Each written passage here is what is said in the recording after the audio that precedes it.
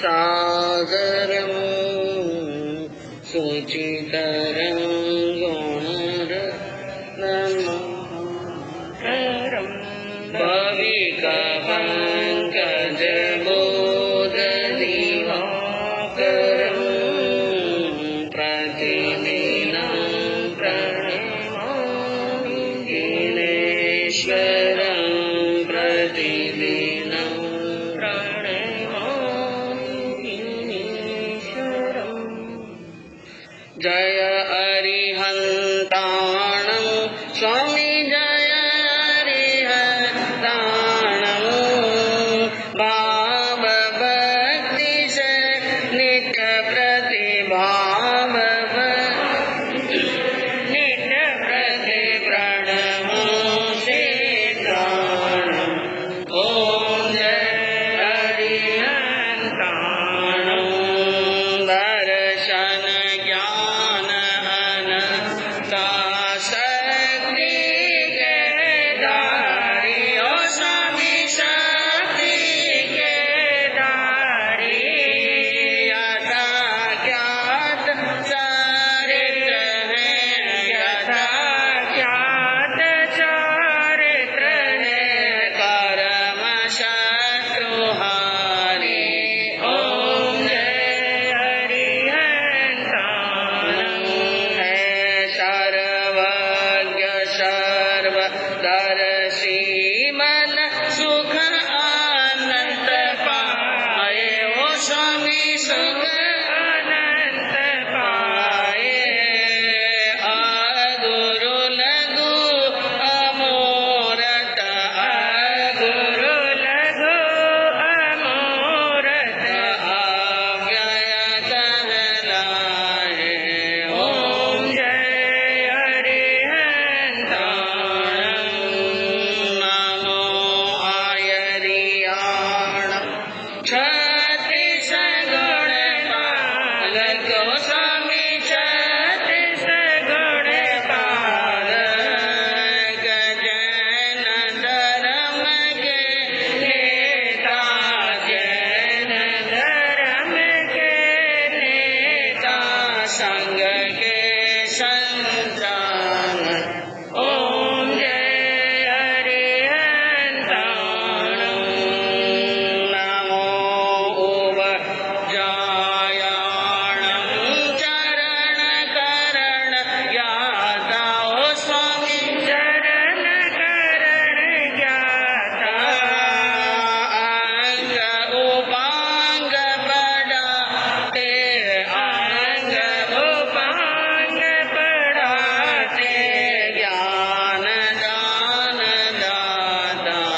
ओम जय हरिहन्ताणं नमो लोये सव सावणं ममता मदहारी ओ स्वामी ममता मदहारी सत्य अहिंसा अस्तेय सत्य अहिंसा अस्तेय ब्रह्मचर्यधारी। ओम जय हरिहन्ताणं चौथ मंद कहे सुध मन जो नर ध्यान करे ओ स्वामी जो नर ध्यान धरे पावन पंच परमेष्टि पावन पंच परमेष्टि मंगलाचार करे। ओम जय हरिहन्ताणं जय हरिहन्ताणं ओ स्वामी जय हरिहन्ताणं भाव भक्ति से नित्य प्रतिभाव भक्ति से नित्य प्रति प्रणमो से दानम्। ओम जय हरिहन्ताणं सर्वज्ञ सर्वदर्शी चरम तीर्थंकर अहिंसा के अवतार विश्व वंदनीय शासनपति श्रमण भगवान वर्धमान महावीर के पावन चरणों में कोटि कोटि वंदन। हृदय की अनंत अनंत आस्था के केंद्र, संयम धन के दाता, संसार सागर से तैरने का सन्मार्ग बताने वाले पूज्य गुरु भगवंत श्रमण सूर्य दिव्य विभूति 1008 श्री मरुधर केसरी मिश्री मल जी महाराज साहब के पावन चरणों में कोटि कोटि वंदन। अहिंसा दिवाकर लोकमान्य संत शेरे राजस्थान वरिष्ठ प्रवर्तक पूज्य गुरुदेव श्री रूपचंद जी महाराज साहब के पावन चरणों में कोटि कोटि वंदन। मरुधरा भूषण संत शिरोमणि पूज्य प्रवर्तक गुरुदेव श्री सुकन मुनि जी महाराज साहब के पावन चरणों में कोटि कोटि वंदन। साधना की प्रतिमूर्ति, सद्गुणों की उपासिका, सरल मना, शांत दांत गंभीरा गुरुवरिया माँ सती श्री सज्जन कंवर जी महाराज साहब के पावन चरणों में कोटि कोटि। धर्म प्रेमी बंधुओं, शीलवती माताएं, आपके सामने श्रीमद् उत्तराध्ययन सूत्र की स्वाध्याय और अर्थ सहित उनका विवेचन चल रहा है। और आज आयम्बिल ओली का 9वां दिन। आयम्बिल ओली का क्या है? 9वां दिन है।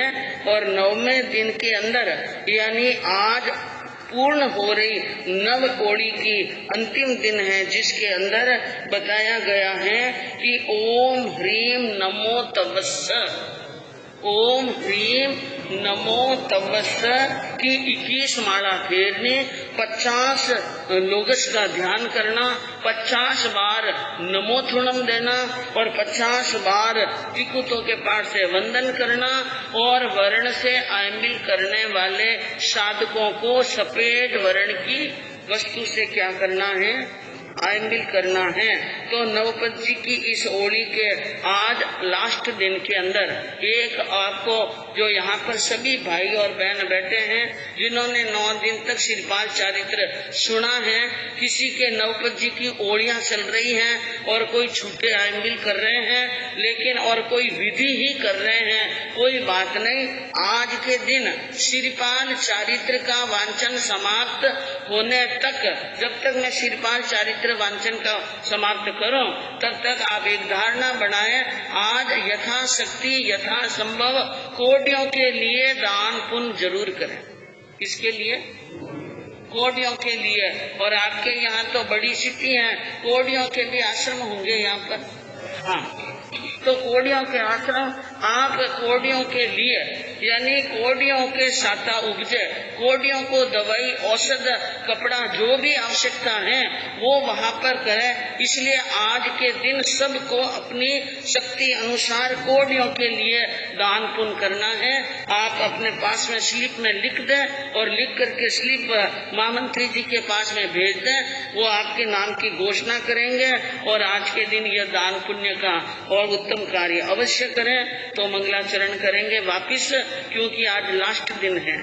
ओम श्री चिंता मणिपास शारदा सद्गुरु सुखरास कृपा कर पूरो मन आस नवल नव पद महिमा गाओ सरस और सुंदर पद चाओ जाप नित जप रे मेरी जान जाप नित जप रे जाप जप नव पद जयकारी आयम्बिल तप ले वो धारी जाप नित जप रे मेरी जान जाप नित जप रे।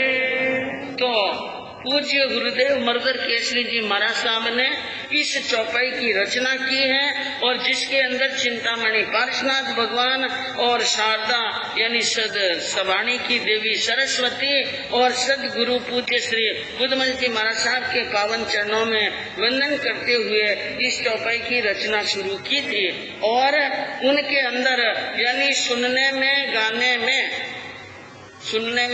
में आनंद हो, बाँचने वाले के लिए भी और सुनने वालों के लिए भी क्या हो, आनंद हो, मंगल हो, इसकी मनोकामना करते हुए चौपाई की शुरुआत की थी। और आपने सुना 8 दिन के प्रवचन के अंदर कि श्रीपाल जी अब अपनी माँ से और अपनी पत्नी मैना सुंदरी से मिलने के लिए उज्जैनी जा रहे हैं और उनके साथ में 13 रानियां हैं, 8 राजकुमारियां, 5 सखियां जिनके साथ में शादी हुई। उन 13 को लेकर के और बहुत बड़ी लश्कर सेना लेकर के चक्रवर्ती सम्राट की तरह तारा के बीच में जिस प्रकार चंद्र सुशोभित होता है उसी प्रकार शोभा को प्राप्त करते हुए राजधानी उज्जैनी नगरी, मालव की राजधानी कौन सी? उज्जैनी नगरी। वो उज्जैनी नगरी के बिल्कुल पास में आ गए। रात्रि के समय में आए और चारों तरफ क्या लगा दिया? घेरा लगा दिया। और वहाँ पर घेरा लगा करके इस प्रकार घेरा लगाया कि रात आधी रात को गुप्तचरों के द्वारा महाराज पृथ्वीपाल को सूचना मिली कि कोई शत्रु राजा आया है और जिसने बड़ी सेना लश्कर से चारों तरफ से घेरा लगाया और पता नहीं उनके मन में क्या भावना है। सबल दल मालव रजदा ने चाल कर पहुंचा सुल्तानी उज्जैनी भूपति यह जानी। उज्जैनी के राजा ने जब यह बात जानी तो अचानक दलपति कौन आया, बिना सूचना दिए, बिना दूत भेजे, बिना संकेत किए अचानक कौन आ गया है और उसने घेरा क्यों लगाया? अगर कोई को रास्ते चलते जाना हो तो हम उनकी व्यवस्था करनी हो तो व्यवस्था कर सकते हैं, लेकिन नगरी को चारों तरफ घेरने का मतलब उनका इरादा सही नहीं है। इरादा क्या नहीं है? सही नहीं है। इस प्रकार राजा ने मंत्रिमंडल की एक मीटिंग बुलाई और वहाँ पर सलाह मशविरा हो रहा है कि आने वाले राजा की शक्ति कितनी है उनको नापनी है। शक्ति को क्या करना है? हाँ, युद्ध करने के पहले राजा सामने वालों की शक्ति को तोलता है। तो मंत्री ने कहा महाराज मेरे जब तक मेरी जानकारी में है उनकी सेना बहुत बड़ी है और ऊपर महल के छत पर जाके मैंने देखा है कि शिविरों में जो जोत जल रही है, शिविरों में क्या जल रही है? जोत और दीपक और जो प्रकाश है वो ऐसा लग रहा है कि जैसे समुद्र के अंदर दीपक जलाकर छोड़ दिए हो। समुद्र बहुत गहरा होता है और उनका आर पार नहीं दिखता है, उतनी जगह तक यानी ज्योति ज्योत दिख रही है। इसका मतलब सेना क्या है? बहुत बड़ी। अब उधर तो वो बात हो रही है और इधर आप देखिए 12 वर्षा ऊपर और सप्तम दिन की रात मैना अपने महल में निज सासू के साथ। 12 वर्ष के ऊपर 7 दिन व्यतीत हो गए, 7वें दिन की रात चल रही है और मैना सुंदरी अपनी सासू माँ के पास में बैठी हैं और उसी वक्त श्रीपाल जी विमलेश्वर देव के दिए हुए हार को धारण कर माँ के महल के बिल्कुल दरवाजे के सन्निकट खड़े हैं छुप करके कि सासू बहू क्या बात कर रही है, सासू बहू क्या बात कर रही है। मेरे जाने के बाद में मैना सुंदरी और मेरी माँ कमल प्रभा राजी खुशी तो है, किसी प्रकार का कोई टेंशन तो नहीं है। ये जानकारी लेने के लिए गुप्त रूप से वहाँ पर खड़े हैं और माँ बेटे की और माँ और सासू बातें कर रही है, सासू बहू दोनों ही बातें कर रही हैं, जिसमें यानी माँ को पूछा, सासू माँ को पूछा मैना सुंदरी ने कि माताजी आज आपका चेहरा उदास दिख रहा है, क्या कारण है? तो उसने कहा उदासी के कारण तो साक्षात दिख रहे हैं। साक्षात क्या है? उदासी के कारण दिख रहे हैं। और मैंने आज सुना है कि कोई परदेशी राजा, कोई विदेशी राजा, शत्रु राजा ने नगरी को घेर लिया है और मेरे पुत्र को गए बहुत दिन हो गए, अभी तक उनके कोई समाचार मिले नहीं है। अरे मारो लाखिनो लटका लो लालो अजहुन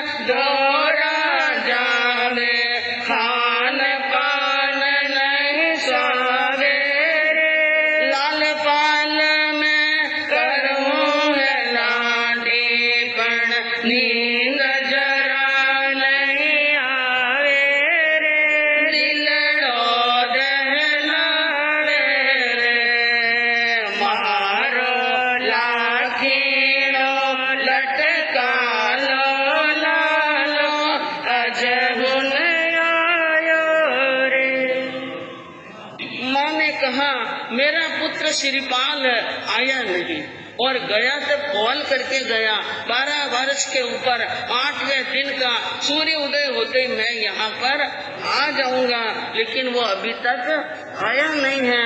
उनके बिना मुझे खाना पीना अच्छा नहीं लगता, रात में नींद नहीं आती है, श्रीपाल की याद आती है तो कई विचार आते हैं और दिल के अंदर एक तरह से आग धधक जाती है। और जिसने जाते समय बात कॉल तो की है, लेकिन आज दिन तक छोटा मोटा कागज चिट्ठी समाचार संदेश नहीं पठाई, कोई छोटा कागज या कोई ओलिया या कोई संदेश या कोई दूत यहाँ पर नहीं भेजा। उसने ये भी समाचार लेने जरूरी नहीं समझे कि माँ शाता में है क्या नहीं, कैसे हैं, कैसे निर्मोही बन गए। लगता है कि वो तो साधु की तरह क्या बन गया है, निर्मोही बन गया है, या फिर माता सु रिसायो, या माँ के कारण से गुस्से में है, क्योंकि बचपन में खूब देखे दुख। बचपन में क्या देखा है, दुख देखा है। 5 वर्ष की उम्र में वन वन में भटकना पड़ा और शरीर पर कोढ़ का क्या हो गया था, रोग, और मैं उनका इलाज नहीं करा सकी। उस कारण से या काल जो वज्र बनायो, या अपने कलेजे को क्या बना दिया, वज्र बना दिया। कोई समाचार नहीं है, और परचक्री यानी दूसरे शत्रु राजा ने नगरी घेरी है, और तुम जानो तुम्हारे पिता पृथ्वीपाल राजा अब उम्र वाले हैं, वृद्ध हैं, और आने वाला व्यक्ति जो राजा है वो जवान है। इतनी बड़ी सेना कैसे मुकाबला करेंगे और कैसे लड़ेंगे, कैसे जीतेंगे। अरे परचक्री नगरी नगरी नागर जन घबराया रे, पुत्र गिना गुण भीड़ सामने, क्या हो से गुण आया रे, माता को हृदय भरायो रे, मारो लाखीनो लटका लो लालो अजहुन आयो रे। कहाँ शत्रु ने नगरी घेर ली, और आज उज्जैनी के अंदर किसी घर के अंदर कोई भी व्यक्ति शाता से नहीं सो रहा है। नगर के लोग घबरा रहे हैं, कल क्या होगा, लूट मार होगी, मारा कुटी होगी, किसी की हिंसा होगी, युद्ध होगा, या यूं ही नगरी को लूट कर ले जा देगा, हम कहाँ जाएंगे, क्या रहेंगे। इसलिए सबके सब बेचैन हैं, किसी को नींद नहीं, और बेटा यहाँ नहीं, भिड़े कौन, शत्रु से मुकाबला कौन करे, और क्या होशी, कल के सूर्य उदय होते ही क्या होगा, क्या घमासान होगा, क्या कौन जीवित रहेगा, कौन मरेगा, कौन मिलेगा, कौन बिछड़ेगा, कोई मालूम नहीं है। ऐसा कहकर माँ की आंखों में आंसू आ गए, हृदय भर गया।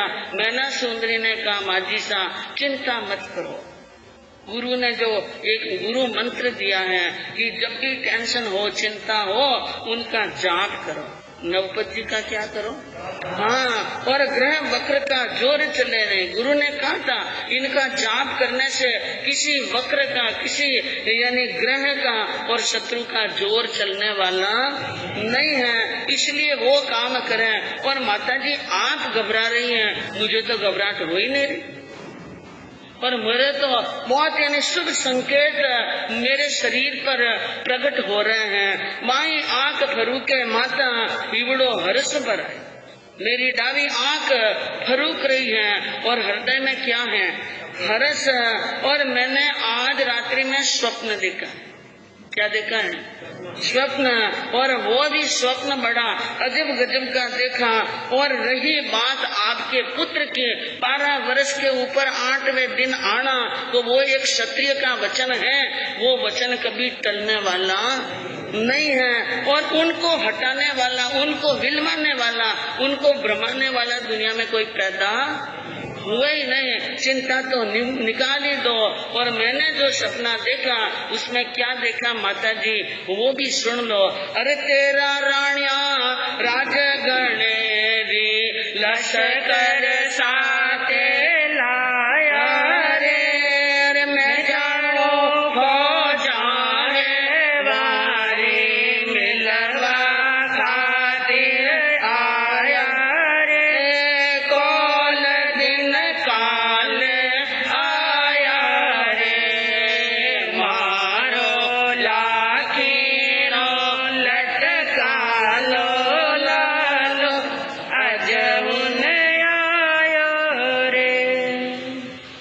सुंदरी ने कहा, माता जी मैंने सपने में देखा आपके पुत्र ने 13 रानियों के साथ में शादी की।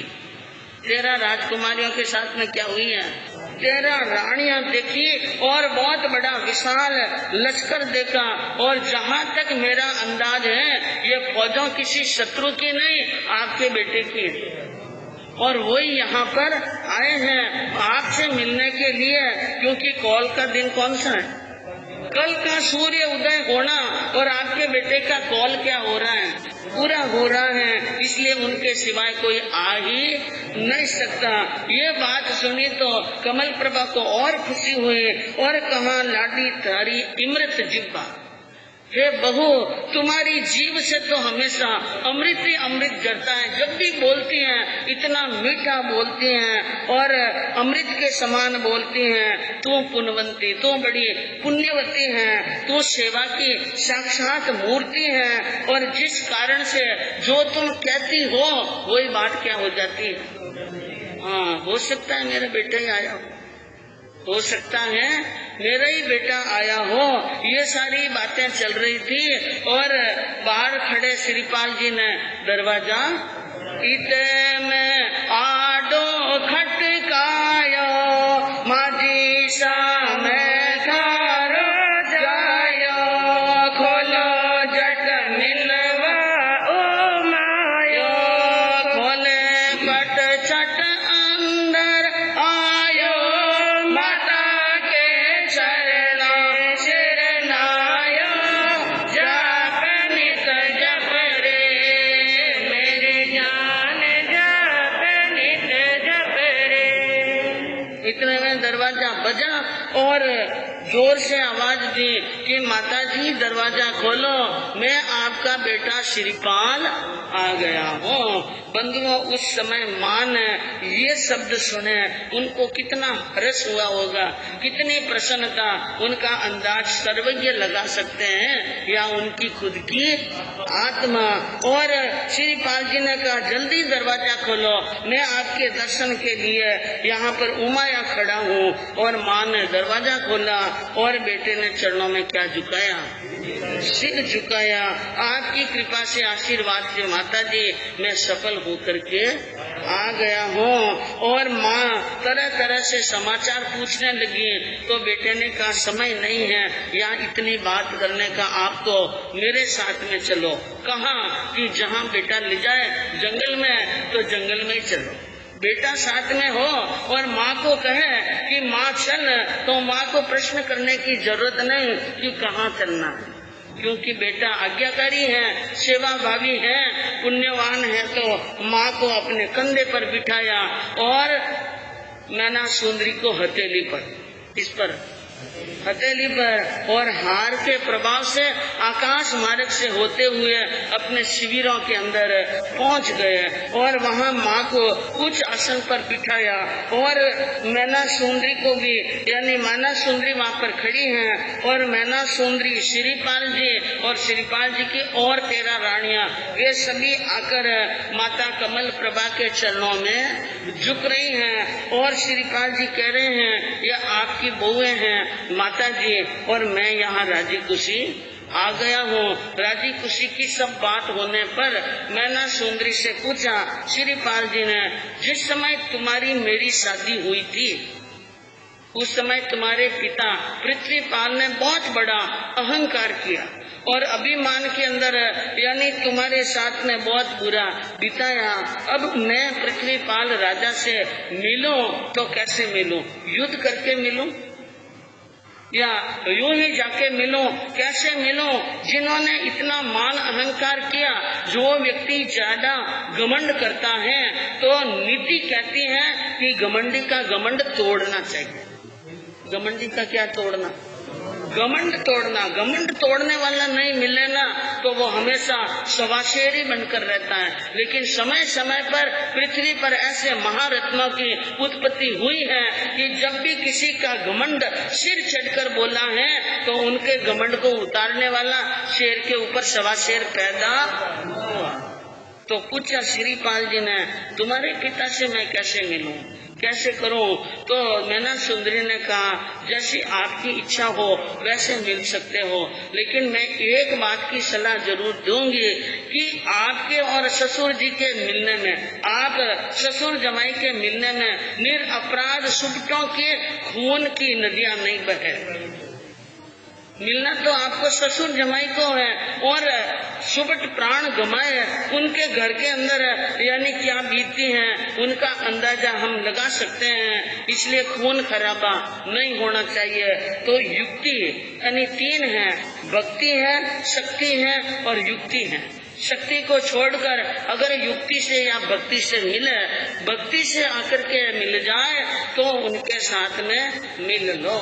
एक सलाह दी कि मेरे पिता कुल्हाड़ा कंधे पर रखकर मुंह के अंदर तिनका दबाकर नंगे पैर अपने राजभवनों से निकलकर आपके शिविर तक आ जाए तो उनको और दंडित करने की क्या जरूरत है? एक राजा यानी नंगे पैर आवे और मुंह में तिनका दबाए, ये तिनका दबाने का मतलब क्या? मैं एक गाय हूँ। मैं क्या हूँ? गाय हूँ, और गाय के ऊपर कोई अत्याचार करना नहीं, इसलिए मुंह में तिनका दबा दे और नंगे पैर आए, मोजरियां रहित और कंधे पर क्या रख दे? कुल्हाड़ा, तो उनसे मिल लीजिए। अब इसी प्रकार के समाचार सुन श्रीपाल जी ने एक दूत पृथ्वीपाल की सभा के अंदर भेजा, और दूत भी भूत जैसा। कैसा? हाँ, दूत कोई साधारण व्यक्ति दूत नहीं बन सकता है। किसी को दूत बनकर जाना है ना, तो दूत भी होशियार होना चाहिए, बोलने में तड़क भड़क यूं नहीं कि सामने वाले को देखकर कलेजा कांपने लग जाए, ऐसा दूत काम का नहीं। बेधड़के से बोले, वैसा दूत भेजा, राजा को संदेश भेजा कि हमारे राजा ने संदेश दिया है, आप शक्ति से मिलने चाहो तो शक्ति से मिलने के लिए तैयार, युक्ति से मिलने चाहो तो युक्ति से मिलने के लिए तैयार, और भक्ति से मिलने चाहो तो भक्ति से। और ये बात सुनी तो राजा पृथ्वीपाल का अहंकार फिर जाग गया। मैंने आज दिन तक किसी के सामने हथियार डाले नहीं, किसी के सामने घुटने नहीं टेके, और मैं शक्ति से लड़ूंगा। कैसे लड़ूंगा? शक्ति से। ये बात कही तो मंत्रिमंडल सोच में पड़ गया। शक्ति से लड़ेंगे? कैसे लड़ेंगे शक्ति से? सब उन दूत को तो भेज दिया और कहा महामंत्री जी ने कि महाराज ऊपर चलो और एक बार उज्जैनी के बाहर नजर डालकर देखो। पहले तो रात में देखी, अब दिन के उजाले में देखो, और देखो समुद्र के तरह सेना पड़ी है, उसके साथ में आपका मुकाबला होने वाला नहीं, लेने के देने पड़ सकते हैं। इसलिए मैं कहता हूँ कि सब बातें छोड़कर संधि कर लीजिए। क्या करना? संधि कर लो, मित्रता कर लो। आज उनको चाहे वो कितना ही शक्तिशाली मित्र का हाथ बढ़ाएंगे तो भविष्य में हमारे क्या आएगा? काम आएगा। इसलिए भक्ति को अपने युक्ति में ले लो और संधि कर लीजिए। अब मंत्री की बात मान, यथा वहाँ की स्थिति देखकर राजा पृथ्वीपाल समझ गए कि मुकाबला करना ठीक नहीं है। कंधे पर कुल्हाड़ा रखकर मुंह में तिनका दबाकर नंगे पैर राजा पृथ्वीपाल ठेठ शिविर तक पहुँच रहे हैं, और श्रीपाल जी को सूचना मिली कि महाराज शिविर में आ रहे हैं। तो श्रीपाल जी कोई यानी अहंकारी तो थे नहीं, वो तो बहुत सज्जन और विनम्र थे। ससुर जी जो मेरे से बहुत बड़ी उम्र वाले बुजुर्ग आदमी इस प्रकार आ रहे हैं, मेरा कर्तव्य बनता है मैं भी पैदल चलूं और रास्ते में ससुर जी से क्या कर लूं? मुलाकात कर लूं। इसलिए वो भी जमाई सामने आते हैं, ससुर जी को लेने के लिए क्या आते हैं? ये होता है सज्जनों का व्यवहार, सामने वाले को झुका भी देना और उनका मान सम्मान भी बराबर बरकरार रखना। और सामने गए, दोनों हाथ जोड़े, श्रीपाल जी ने मस्तक झुकाया और मुद्रा किया, मान लो महाराजा मुजरो गयो कित मान तनो गजरो, सो चलो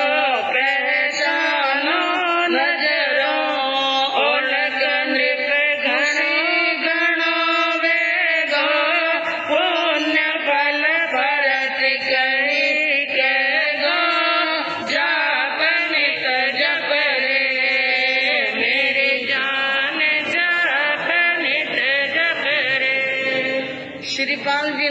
एक अलग ही प्रकार का बनाव किया था। ऐसी सजावट रखी कि एकाएक सामने देख ले तो उनको पहचान नहीं सके। श्रीपाल के सामने गए, मुद्रा किया और मुद्रा करने के बाद में कहा, महाराज आपका मान कहाँ गए? आप तो कहते थे दुनिया में मैं ईश्वर के समान हूँ, किसी को जीतना, किसी को हराना, किसी को मारना, किसी को जिंदा रखना और पछाड़ना मेरे हाथ की बात है। मैं चाहूँ तो दुनिया को सुखी कर सकता हूँ और मैं चाहूँ तो क्या करूँ? तो आप अपने मन चाहा कर सकते हैं, फिर आपको नंगे पैर आने की क्या आवश्यकता पड़ी है? और महाराज सोच लो, उन बातों को सोचो और पहचानो नजरा, अपनी नजर से पहचानो मैं कौन हूँ। अब पृथ्वीपाल ने श्रीपाल को गौर से देखा और देखकर 1 मिनट में उनकी बुढ़ी आंखें जल्दी समझ गई, ये तो मेरे जमाई साहब हैं। कौन है? जमाई साहब हैं। जमाई साहब हैं ये जानकर राजा को अपार खुशी हुई और कहा, आपका पुण्य का वृक्ष कल्प वृक्ष के समान फल गया है, आप जीत चुके हैं, बहुत बहुत आपको बधाई है। इस प्रकार कहते हुए अपनी नगरी के अंदर श्रीपाल जी को दूसरी बार बड़े ठाट के साथ में स्वागत सम्मान करते हुए ले जाते हैं। एक बार तो कोर्ट का रोग दूर होने पर ले गए और अब वो बहुत शक्तिशाली होके आए हैं, इसलिए ससुर राजा ने उनका खूब आव भक्त और आदर सत्कार किया और अपने राजभवनों के अंदर लाए। श्रीपाल जी को अपनी सफलता पर बहुत खुशी, उनकी माता और मैना सुंदरी को, पृथ्वीपाल और रूप सुंदरी, सौभाग्य सुंदरी, सबको परिवार में खुशी खुशी है। ऐसी खुशी के मौके पर श्रीपाल जी ने जो उनका मन पसंद का एक नाटक था, जो जिनको वो बहुत पसंद करते थे, आज उस नाटक वालों को आज्ञा प्रदान की। इस खुशी के अंदर हम सभी राज परिवार के सामने वो सुंदर नाटक प्रस्तुत किया जाए। इस प्रकार की बात कही। वहाँ पर पृथ्वीपाल राजा, श्रीपाल की सब रानियां, पृथ्वीपाल राजा की रानियां, मंत्रिमंडल और प्रजा के बड़े बड़े ओहदेदार और सभा वहाँ पर लगी हुई है और उनको नाटक प्रस्तुत करना है। लेकिन जो मूल नृत्य करने वाली नाटक करने वाली नटी थी, उसने कह दिया आज मैं नाटक नहीं। श्रीपाल जी ने कहा ये क्या बात है? ऐसे खुशी के मौके पर मैं चाहता हूँ वो नाटक होना चाहिए और वो कहती मैं नाटक नहीं करूँ। उनने कहा राजा का यूँ कह दो उनको, श्रीपाल का आदेश है। किसका? हाँ, इसलिए आकर के नाटक करो। इस जबरदस्ती उनको इस प्रकार का आदेश सुनाया गया और आदेश सुनकर उनको रंगमंच के मंच पर लाकर के खड़ा किया। अब वो वहाँ नाटक तो कर रही हैं, लेकिन नाटक का रंग, हाँ, ये जो कलाकार लोग होते हैं ना, उनके भी मन बिना कला जमने वाली नहीं है। तो श्रीपाल जी ने कहा ये नाटक कर रही है कि फितूर कर रही है? क्या कर रही हैं? फितूर कर रही हैं। दिल खोलकर नाटक कर, दिल खोलकर नाटक कर, इस प्रकार श्रीपाल जी ने कहा। लेकिन वहाँ रानियों की पंक्तियों के अंदर सौभाग्य सुंदरी बैठी थी, उनकी दृष्टि मंच पर खड़ी उन नटनी पर पड़ी तो वो उनको ओळख ले, पहचान ले, विचार किया ये सुर सुंदरी यहाँ क्या कर रही है? मेरी बेटी सुर सुंदरी या रंग मंच के मंडप के अंदर मंच पर खड़ी क्या कर रही है? माँ की दृष्टि बेटी पर पड़ी और बेटी की दृष्टि माँ पर पड़ी और माँ सोच ही रही थी कि ये क्या है, कौन है, और लगती तो श्रृंगार सुंदरी यानी सर सुंदरी है। ये यहाँ कैसे खेलती और क्यों है इतनी उदास? ये क्यों खेलती हैं, क्यों नाचती हैं और ये उदास क्यों है? इनके आंखों में आंसू क्यों निकल रहे हैं? क्या बात है? ऐसा माँ सोच ही रही थी। इतने में नटनी ने एक दोहे का उच्चारण किया, कित मालव कित शंखपुर और कित बाबर कित नाच, सुर सुंदर नटवी बनी किया कर में अणघट। उसने कहा कित मालव कित शंखपुर, कहाँ तो उज्जैनी का मालव देश और कहाँ शंखपुर नाम का नगर और कहाँ बब्बर कोट और कहाँ ये नट, ये सुरसुंदरी नटवी बन गई है। क्या बन गई है? नटवी। इनके जीवन के अंदर कर्मों ने बहुत विचित्र खेल खेला। ऐसा कहकर मंच पर खड़ी नहीं रह सकी, तत्काल नीचे उतर गई और माँ की गोदी में जाकर पड़ गई और धार धार रोने लगी। सुरसुंदरी माँ के गले लिपट गई। आन माता के कैसे बना भाई? माँ ने पूछा, बेटी ऐसे कैसे हुआ? हमने ठाट पाट से तेरी शादी की, बारात के साथ में विदा किया था और सब बात अच्छी हुई, फिर क्या हो गया? उसने कहा, आपसे विदा लेने के बाद में मुझे शंखपुर नगर जाना था, लेकिन बीच में रात पड़ गई, इसलिए बारातियों ने कंचनपुर के बगीचे के अंदर पड़ाव डाल दिया और रात्रि के अंदर चोरों का एक बहुत बड़ा समूह बारात लूटने के लिए आया और उन बारातियों को लूट लिया, धन मान लूट लिया। उसके अंदर मुझे भी बंदी बना करके ले गए और वहां ले जाकर दूसरी जगह, दूसरे नगर में ले जाकर एक सेठ के हाथ में बेच दी और सेठ ने बब्बर कोट के अंदर बीच बाजार में मुझे बेची तो वहाँ की वेश्या ने मुझे खरीद लिया और वेश्या ने मुझे नृत्य और संगीत की क्या सिखाई थी? कला सिखाई। एक बार वो जो वेश्या थी नगर की प्रधान वेश्या थी, तो एक बार बब्बर कोट के महाराज महाकाल की राजसभा के अंदर नृत्य करने के लिए, सुंदर नृत्य करने के लिए मांग आई, तो उस वेश्या ने मेरा ही जो नृत्य बताने के लिए राजा महाकाल के वहां पर ले गए और मेरा नृत्य महाकाल राजा को बहुत पसंद आया, इसलिए वेश्या से वो नाटक राजा महाकाल ने मोल खरीद लिया। क्या खरीद लिया? मोल खरीद लिया। और उसके बाद में मैं उनके महाकाल के सामने कई बार यानी नृत्य किया और जिस समय मदनावती कुमारी की शादी श्रीपाल जी के साथ में हुई तो वो नाटक श्रीपाल जी को दहेज में दे दिया। क्या दे दिया? दहेज में। इस कारण से जिस दिन से मदनावती के साथ में श्रीपाल जी की शादी हुई, जब भी इन्होंने ऑर्डर दिया और मैंने इनके सामने क्या किया है? नाच किया है। इस प्रकार की जीवन की क्या बनी है? घटना बनी है। इसका भी यानी मैंने जैसा बोया वैसा फल मिल गया। नैना सुंदरी के ब्याह में मैंने बहुत मान गुमान किया था, इस कारण से मेरा मान गल गया और कर्मों ने मुझे बहुत बड़ी सजा दे दी है।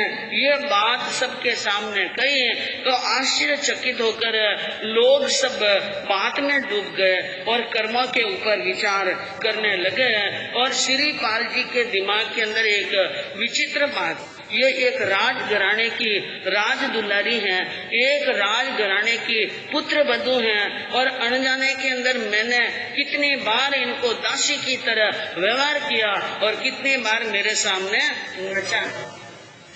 इसलिए सबसे पहले उठकर श्रीपाल जी आए और सुरसुंदरी से अनजाने में हुई गलती की क्या मांगी क्षमा और कहा, हे राजकुमारी जी, आपकी परिचय मुझे मालूम नहीं था और आपने भी कभी बताने का प्रयास नहीं किया, इस कारण से जो भी हुआ उसको तो क्या कर ले आप माफ।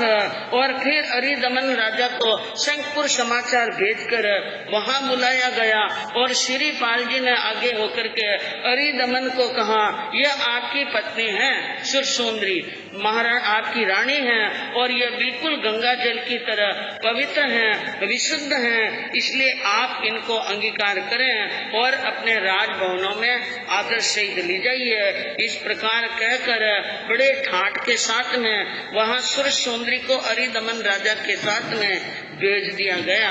और अब श्रीपाल जी के बाकी जो पीछे के कार्य हैं कि 700 कोडी जिनकी शरण में रहकर श्रीपाल जी को अपने जीवन का यानी शरण मिला था, उन 700 कोडियों के कोड को तो दूर कर दिया। अब उन 700 जो कोडी थे उनको अपने फौज के अंदर अधिकारी के पद पर रख दिया और चंपा नगरी से मती सागर जो वृद्ध मंत्री थे उनको बुलाया और बुलाकर उनको वापिस मंत्री का पद दे दिया। और धवल सेठ के जो 3 मित्र जो अच्छी सलाह देने वाले जो उनके मित्र थे उनको सहायक सचिव क्या कहते हैं, सह मंत्री का पद देकर के उनको भी अपने राज्य के अंदर रख दिया। धवल सेठ के पुत्र को बुलाकर उनका धन धवल सेठ के पुत्र को दे दिया। इस प्रकार सारा कार्य हुआ। अब मती सागर ने कहा, महाराज श्रीपाल जी, अब आप अपनी नगरी चंपा नगरी का राज्य क्या कर लो, प्राप्त कर लो, इसलिए आप जाओ चंपा नगरी में अपना राज्य प्राप्त करो। श्रीपाल जी ने कहा, समय ठीक है और मुझे मेरा राज्य ले लेना चाहिए, इसलिए एक चिट्ठी लिखी और वहाँ पर समाचार भेज दिए। अपने पूज्य काका जी के पावन चरणों में प्रणाम लिखा और इतने समय से आपने मेरी चंपा नगरी की सार संभाल रक्षा की है काका जी, अब मैं आ गया हूँ, इसलिए मेरा राज्य किसे दे दे आप, हाँ मुझे दे दो। इस प्रकार की बात गई है तो काका जी के टवर गिर गए। वीर दमन कहलायो पांचों राज सपन के माय, नहीं देवो कौन लेवन मारो, अरे मौत क्यों सायनी नालीना है, अरे दमन को श्रीपाल बुलवा।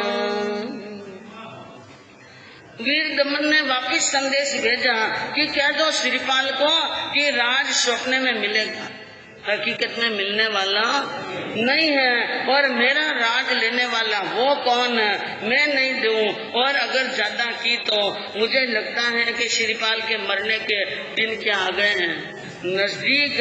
दूत ने वो की वो बात श्रीपाल जी को कह दी और श्रीपाल जी ने अब देर नहीं की, शीघ्र ही फौज तैयार किए और चंपा नगरी को चारों तरफ से घेर लिया। भयो संग्राम घोर तापे और जीतिया श्रीपाल वहाँ पर संग्राम हुआ।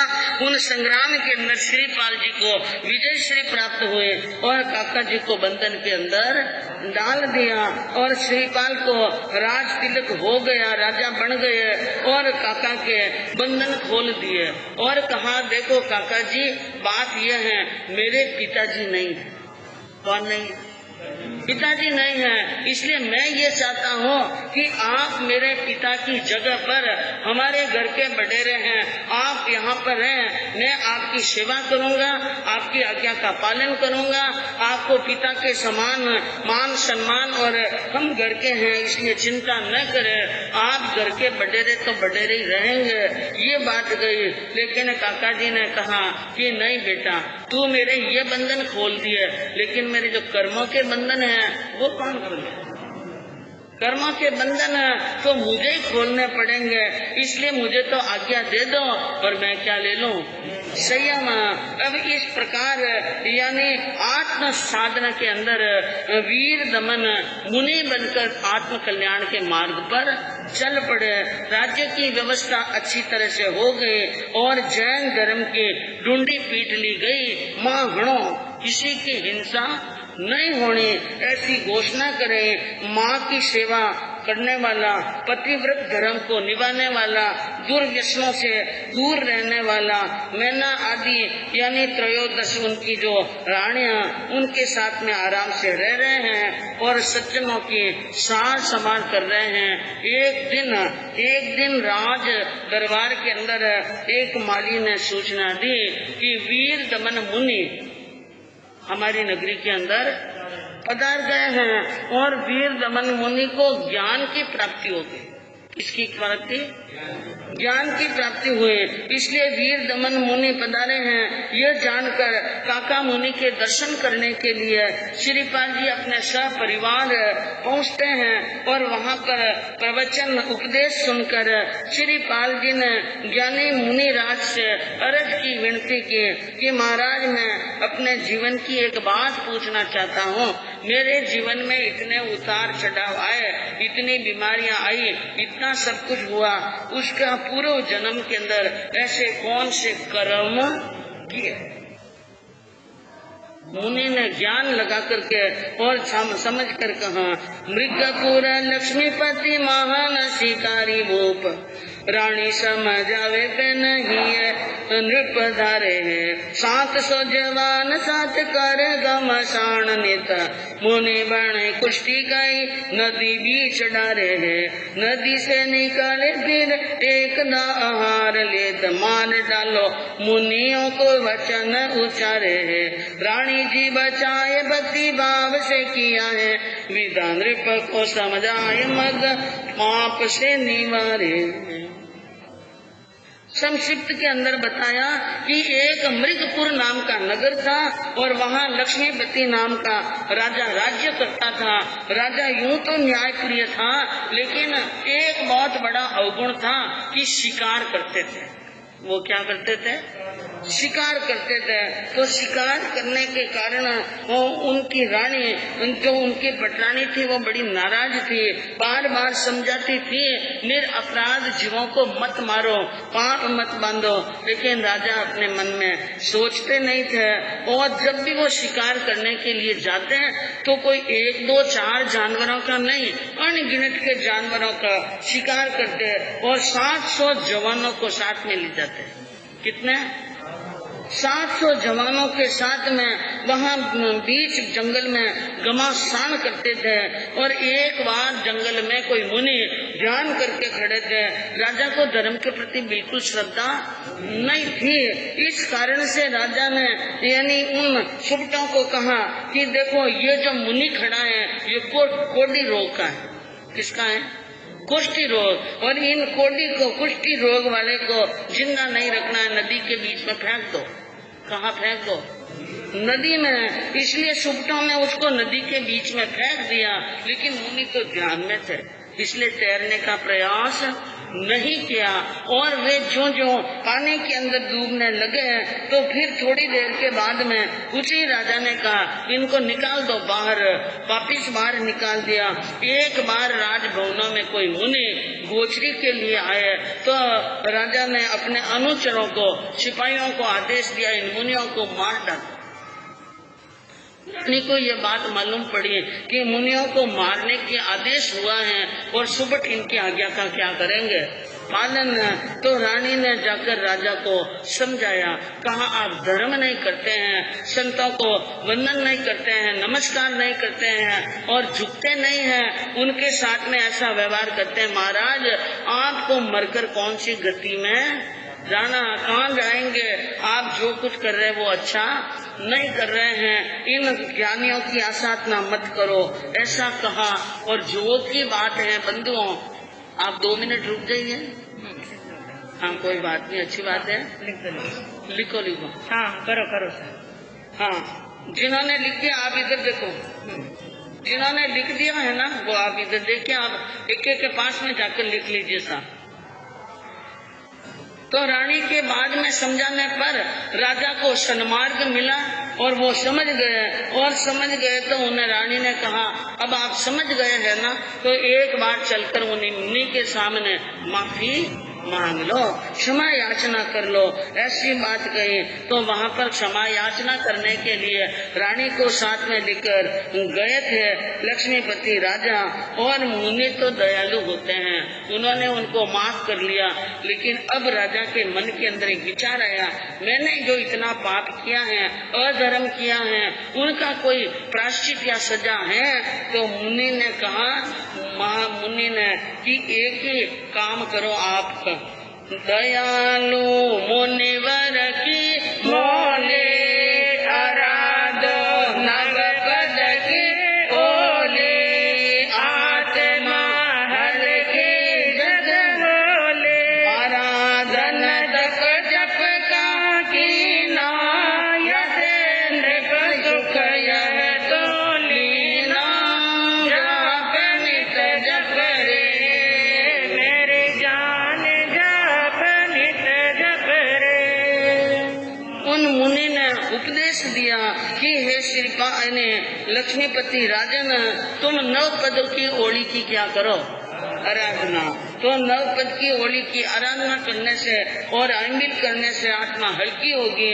तुमने वो तप किया, इस कारण से तुम्हारे जीवन में सुख की क्या हुई है, प्राप्ति हुई है। और जो तुमने पूर्व में पाप किया वो आपने भोगे हैं। कि मुनि को पुष्टि कहा, इसलिए शरीर में क्या हो गया, और 700 शुभता ने तुम्हारे साथ में घमासान किया, वो 700 ही क्या हो गए थे, कोडी हो गए थे। और पानी के बीच में उनको डाला, इसलिए वो डबल सेठ ने आपको भी क्या डाल दिया, पानी के बीच में। और रानी जो मैना सुंदरी पहले भव में भी वही थी और इस भव में भी आपकी पटरानी बनी है और इतनी साइली मिली है। ये भी उनका ही यानी धर्म का और पाप का दोनों का फल मिल गया है। पूर्व जन्म के अंदर आपने मेरे नगर पर यानी बिना कहे आक्रमण किया और मेरे साथ में युद्ध करके मुझे बंदी बनाकर मेरे नगर के आप स्वामी बन गए थे। इसलिए वो कर्म आपको भोगना पड़े कि मैंने आपके राज ले लिया और इतने वर्षों तक क्या किया, राज किया। इसलिए राज लिया तेरे, पुण्योदय हो गए मेरे पुण्योदय हो गया और ज्ञान का मैंने शरण पाया। यानी दीक्षा लेने के बाद में ज्ञान पाया, जैसा मैंने देखा वैसा मैंने सुनाया है। यह बात सुन कमल प्रभा को वैराग्य आ गया, दीक्षा अंगीकार कर दी और श्रावक पर्ण यानी श्रावक के व्रत श्रीपाल जी ने अंगीकार किए, अपनी जिंदगी को धर्म में लगाया। 8 राजकुमार हुए श्रीपाल जी के, 8 को 8 राज्य का स्वामी बना दिया। और भवांतर कहते हैं आयुष पूर्ण होने पर स्वर्ग में गए। और इतिहास में लिखा हुआ है साहित्य में कि श्रीपाल जी ने भी आगे चलकर तीर्थंकर गोत्र का उपार्जन किया। और यह है ओली तप की महिमा। कहते हैं कि आराधो आनंद पाओगे और सजा जिन धर्म मनाओगे। ओली की श्रद्धा पूर्वक यानी इस प्रकार आराधना करने से आनंद की प्राप्ति होती है। भूप श्रीपाल तनु रास पूरब कवि विलास, मेरा यह नूतन अभ्यास, वेद जन क्षति सुधारेंगे, कवि का मान बधारेंगे, जाप नित जप रे जान जाप नित जप रे। पूज्य गुरुदेव मर्दर केसरी जी महाराज साहब ने अपने भाव रखे इस कथा के अंदर कि ये जो श्रीपाल का रास मैंने रचा है, इनके पूर्व यानी महापुरुषों ने श्रीपाल चारित्र की रचना कर चुके हैं। जैसे दिवाकर चौथमल जी महाराज साहब का नाम आता है और कहीं पर आचार्य श्री जयमल जी महाराज का भी नाम आता है। उन्होंने भी श्रीपाल चारित्र की रचना की और कवि वर्य दिवाकर चौथमल जी महाराज साहब ने और ये मर्दर केसरी जी महाराज साहब का अभ्यास था। और उन्होंने कहा शरद पूर्णिमा के दिन ये श्रीपाल चारित्र की रचना की गुरुदेव ने। उस दिन कौन सा था, शरद पूर्णिमा। और आज कौन सा दिन है, आज भी शरद पूर्णिमा। तो शरद पूर्णिमा के दिन गुरुदेव ने इस चारित्र की रचना की सोजत नगर के अंदर। कहाँ पर, गुरुदेव का खास क्षेत्र है सोजत नगर। वहाँ पर संघ ने वहाँ पर चातुर्मास की विनती की थी और संघ में वर्ते आनंद। कह रहे हैं कि उस चातुर्मास के अंदर श्री संघ के अंदर आनंद की खूब वृद्धि हुई और वहाँ पर चातुर्मास हुआ कोट के मोहल्ले के अंदर। और पारस प्रभु के चरण कमलों में वंदन कर नारायण स्वामी के कहने से, एक नारायण स्वामी नाम के संत मुनिराज थे, उनके कहने से श्रीपाल चारित्र की क्या की गुरुदेव ने रचना की। और पूज्य रघुनाथ गच्छ गहरो मर्दर केसरी जी महाराज साहब रघुनाथ गच्छ से संबंध रखते हैं। तो पूज्य पाठपति रघुनाथ जी महाराज को याद किया और अपने सदगुरु बुद्धमल जी स्वामी और कृपा करके उनकी कृपा से यह कार्य किया गया। कहा गया है और यह चारित्र रचा गया है, जिसके अंदर कितनी तो ढाले हैं, कितनी गाते हैं, कितने दोहे हैं, कितने सवैये एक कविता के अंदर लिख दिया है। बाता नहीं मूल गाथा 100 पर बनी 41 है, 21 डाला सर्व गाथा 137 है। दुहा तेरा सप्त मन हर छंद 3 है, शिखरणी चंद्रायण भी 3 जो रसलीन है। श्रीपाल रास रसाल मंगल रूप में संक्षिप्त विस्तार इसमें नहीं कीना, 4 वाणी लिखते हैं। 9 दिनों में करो पूर्ण, ओलियों में मानिए, मनोसिद्धि हो ये सारी, आस्था दृढ़ जानिए। 100 मास की ना शहर सोचत, बड़ा थानक में जड़ी लागी तपस्या की, धर्म ध्यान हुआ। गुरुदेव श्री बुद्ध मल कृपा से बड़ी आशा मुझ तनी, बड़े शोभा कहने श्री संग दीप चूमणि। गुरुदेव ने जो मूल गाथा, मूल राग जो बार बार आपके सामने आई, उनकी 141 गाथा है। 21 प्रकार की ढालें हैं, जिनकी सबकी रागें क्या हैं अलग, उन सबकी गाथाएं मिलाकर 137 हैं। दोहा छंद 13 हैं, सप्त छंद मनहर छंद और छप्पे 3 हैं। शिखरणी और चंद्रायण छंद भी 3 हैं। श्रीपाल जी का यह रास मंगल रूप है, ज्यादा विस्तार नहीं किया, क्योंकि ओलियों में 9 दिन में क्या करना है, इसको समाप्त करना है। इसलिए और जो शुद्ध मन से सुनते हैं और गाते हैं, उनकी मन की आशाएं क्या होती हैं, पूरी है। तो शोधित शहर में चौमासा किया, बड़े थाने के अंदर उस चातुर्मास में गुरुदेव ने लिखा है, तपस्या की जड़ियां लग गई हैं और गुरुदेव की कृपा से आशा पूरी हुई। अंतिम लाइन के अंदर शुभ कामना की है संघ के लिए कि हमारा संघ है, जैन धर्म का यह जो संघ है, यह दीप